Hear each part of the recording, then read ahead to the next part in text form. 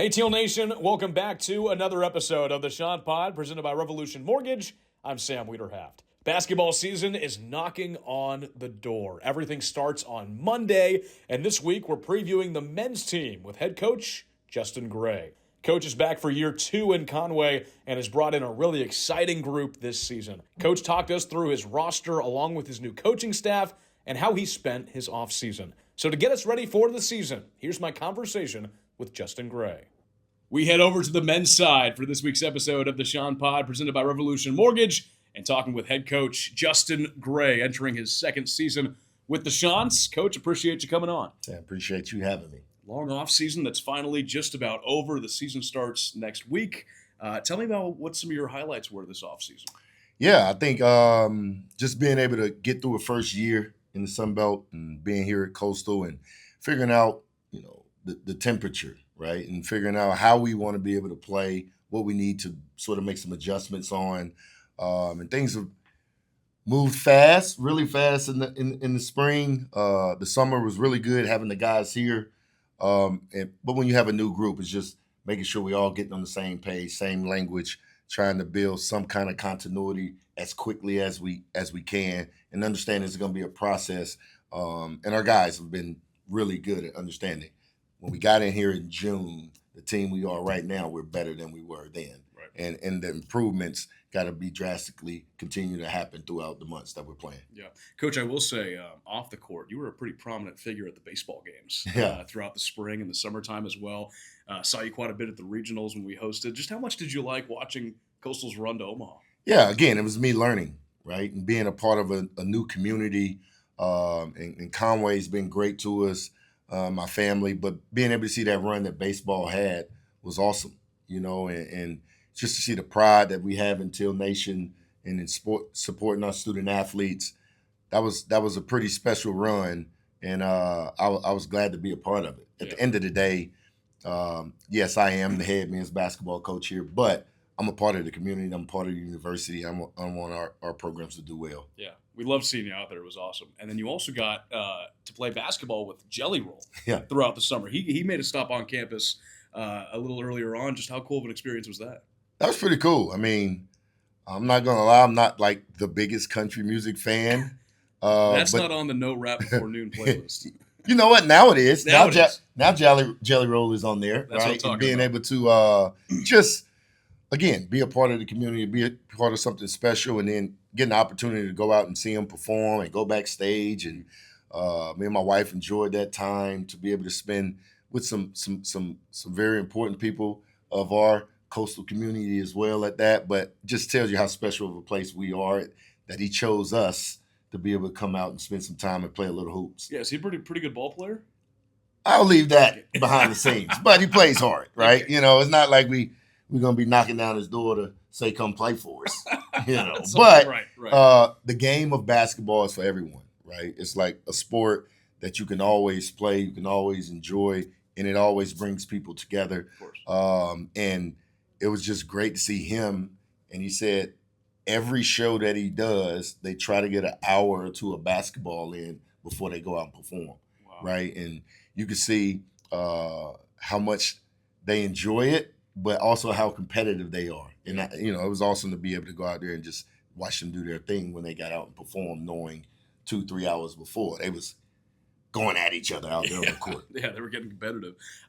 Speaking of competitive, you did a lot of work in the offseason for your squad on the court, your staff. I mean, you added 4 new assistants to this coaching staff. Just what went into that? What kind of guys were you looking for? Yeah, I think, people that want to be here, want to be a part of building something special. And the guys that we've brought in have been great, man. Mike Brown, who's doing a lot of player development stuff for us, has our guys in the gym early in the mornings, getting some reps in, just sort of dissecting their game so we can get them better individually, so we can be better as a team. KB, Coach Butler, Colin Butler is a young and up-and-coming coach as well. He's been in the profession a while. He got some ties to South Carolina as well. But it's just good people that understand the game, that can be able to connect not only with our players but our community as well, and help us continue to grow. Jason Allison, who's been a guy who's been in the profession for a long time, He's a North Carolina guy, so he has ties. He worked at a school, what they call it, that we just beat in football the other day. Yeah, we don't talk about them a lot around here, but not at all. He's with us now. He'll bring some experience of being in the Sun Belt and competing in the league. And who am I leaving out? I think that's about it. Yeah. Right? I think you touched on all of them. Yeah. Tell me about what some of the challenges are with that. When you're adding new faces to the staff, but you're also trying to bring in, we'll get to it later, but bring in a lot of new guys to this team player-wise. Yeah. I think the thing that was a little challenging at this time was the timing of it. Sometimes when you know a little earlier, we had some coaches retire and get out. They've been in for a long, long time. We had some guys that wanted to move on and get to the next phase of their life. And that's fine. They have that ability to do that. But for us, we're trying to recruit players and build a team at the same time. And then, now I'm recruiting coaches and going out and hiring. Coach Lightfoot, my associate head coach was a big hand, Cody Cohen, they've been with me since, I first became a head coach. So they know how I operate. And, I leaned on them a lot to be able to, make sure we're getting the right people in here, but also the right players and the things that's happening, sort of seamlessly as the summer went on. Sure. 9 new players added to this roster throughout the offseason. How have they come together throughout the off-season practices and now, preseason ramping up here? Yeah, I thought they've done a good job. I think the first thing is we got the right kind of kids, right? They're competitive. They want to win. They want to get better. Education matters to them. They want to graduate. And they want to be a part of something that's bringing coastal basketball back to the level that we want it to be at, right? And I think that is very essential to that. And everybody's been working hard. Everybody understands if they get better individually, we can work on the things that continue to build us as a team as the days and the practices and the season goes on. I know you guys, I saw this was a couple of months ago, you guys went out to Hackler and did a little golf tournament. What were some of the things that you were doing with this team off the court to just build that chemistry with the new group? Yeah. I mean, don't plan on us ever winning a Sun Belt golf Not going to happen. tournament or whatever is going to go on because, we left divots on the driving. Everybody had fun, I'm sure. It was a good time. But I just think, when you're talking about the transfer portal and you're talking about bringing players in, you have to be able to build a culture. You have to get guys to be able to connect fast. We went out and rode golf, went to the go-kart place. They've go-karted. We've had guys at the house for cookouts. We spend a lot of time together, right? Because we're going to be on the road together as well. I just really think once the games start and you start to have some competition against some others, and you're in those fiery moments, you get to learn a lot about your team, right? And obviously, everybody feels really great about their team right now, but you really don't know until we get out there and start competing in some of those games. Yeah. Let's get into that team a little bit. Because Rasheed Jones is your main returner, 11.6 points a game last year. He ranked second on the team. Just tell me how he's improved throughout the offseason so far. Yeah, I think he has a new look, right? And he got a haircut. It's just something that says something about him. And this, he wanted to be a pro, right? And he wants to treat it as such. And now he looks that way. He's added some weight. I think that's the one I left out. Our strength coach has been a really, really big plus to us. Rasheed, he's like 190 now, when before he was probably $170 with some Timberland boots on, with rocks in his pockets. Yeah. So it's good to see like him making a commitment to his diet, his hydration, things he's doing off of the court, getting extra reps in, watching film, watching basketball, right, and trying to just put himself in position to be the best that he can for us and our team. And we had a vote for our team captains. I think it's really important to hear our guys' voices in that area, and he was voted as one of those captains, right? And so it says a lot about, the growth that he's had, and I'm just excited to see him get out there this year and play. Tell me about that leadership component, right? Because you mentioned he was voted one of the captains, one of the only returning players, so he knows this program, he knows you.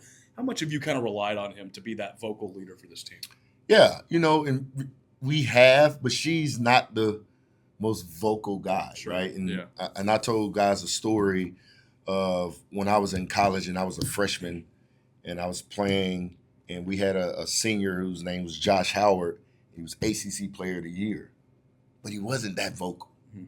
Like, we watched everything that he did as the young guys and how he moved and what he did in games, and when moments got tight, how he responded.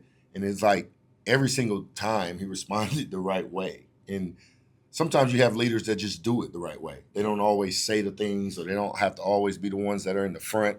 Sometimes the leader are from the back and they're pushing the group in the right direction. And Sheed has that ability to do that for us. He's a lead by example 1,000%. kind of guy. Looking at this transfer class, I think Joshua Beadle is one of the big highlights. Comes in with ACC experience at Boston College, at Clemson. Tell me how much he boosts this team. Yeah, I think, when we talk about captains, he was the other guy that was voted as a captain for us, and AJ as well. So those three guards will be really good for us. And he leads from the front, right? You can hear his voice. You can see his work ethic as well. He has a good knowledge of the game.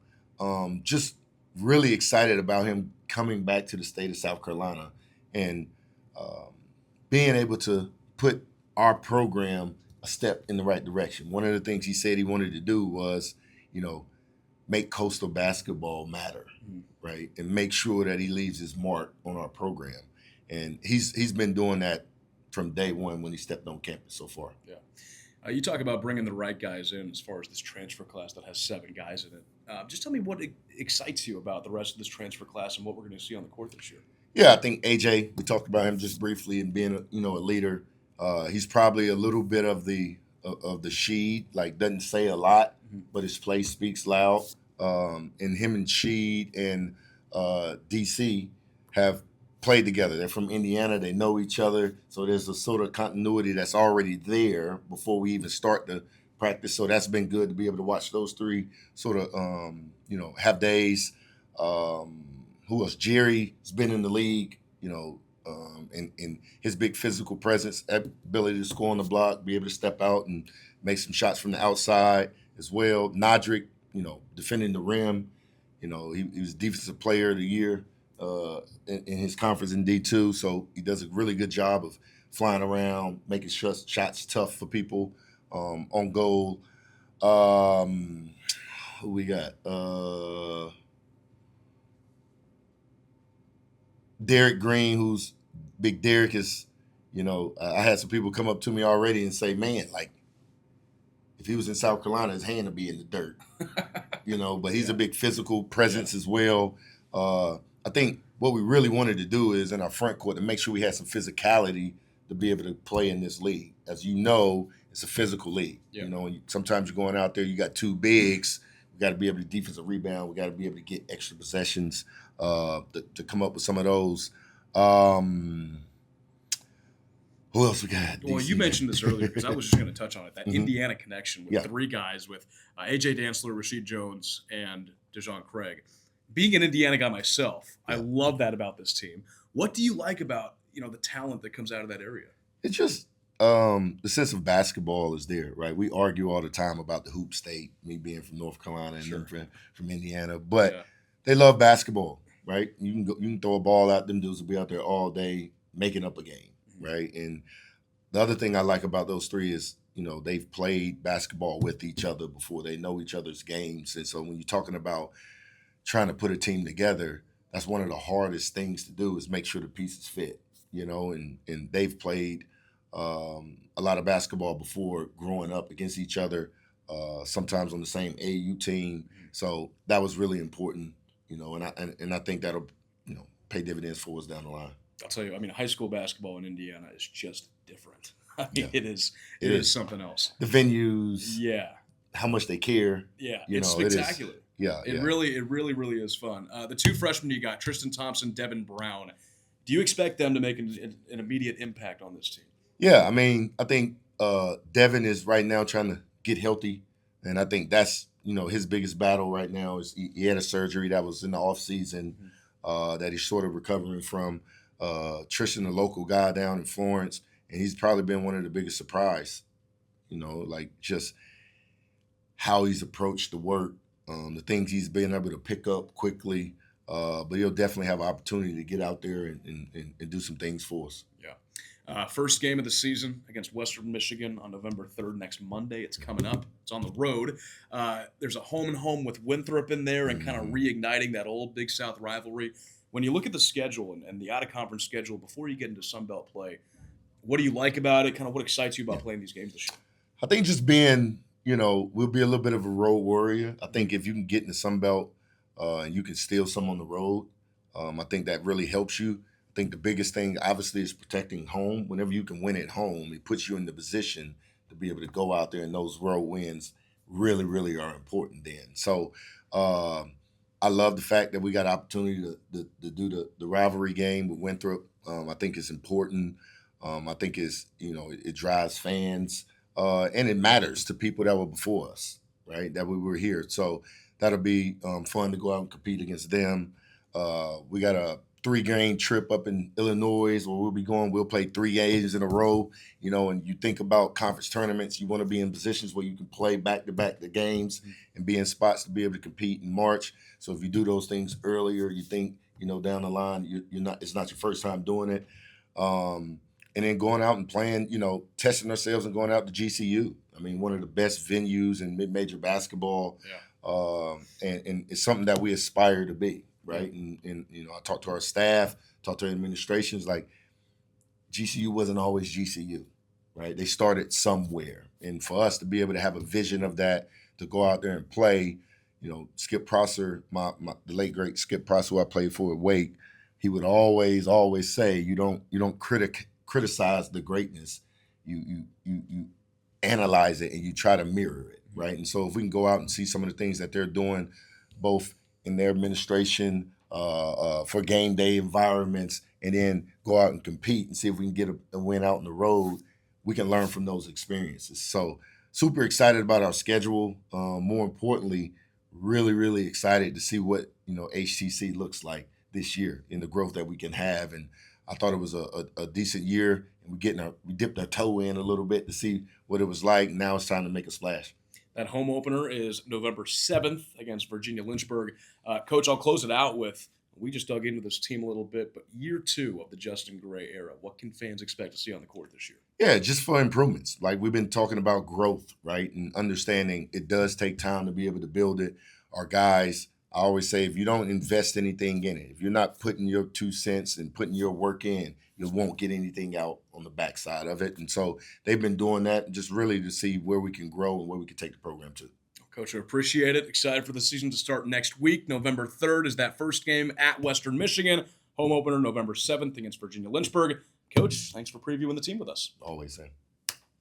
Really looking forward to seeing what Coach Gray has cooking for year 2. It all begins on Monday on the road against Western Michigan at 7 p.m. on ESPN Plus and the Chanticleer Sports Network.